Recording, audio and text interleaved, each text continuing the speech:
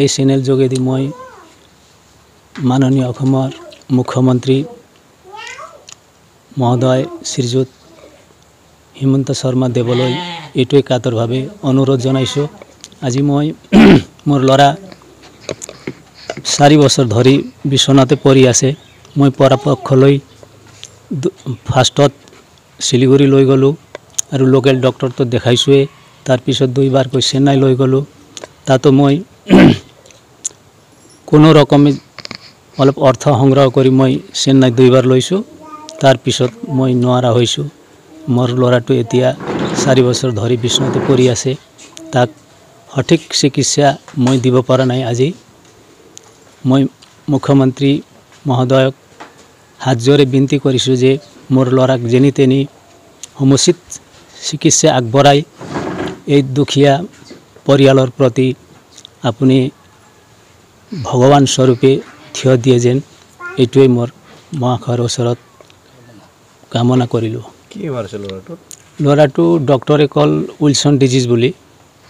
এতিয়া ডক্টৰে জানে কি হয় কি নহয়। এইটো প্ৰব্লেমটো আগতে ঠিকে আছিল, ক্লাছ 7 লৈকে পঢ়ি আছিল।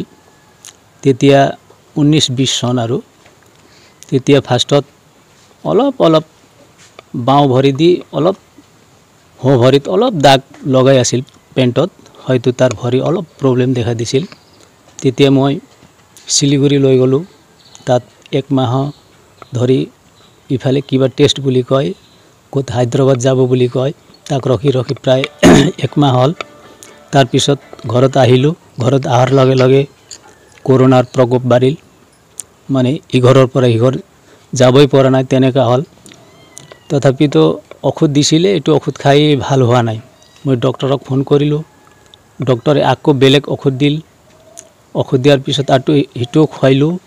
তাৰপিছতো ফল পোৱা নাই। আৰু ডক্টৰক আকৌ ফোন কৰিলোঁ মই। তেতিয়া ডক্টৰে মোক এটা ছাজেশ্যন দিলে, আপুনি ইয়াত নানিব, আপুনি পাৰিলে বেলেগ ঠাইলৈ লৈ যাওক বুলি ক'ল।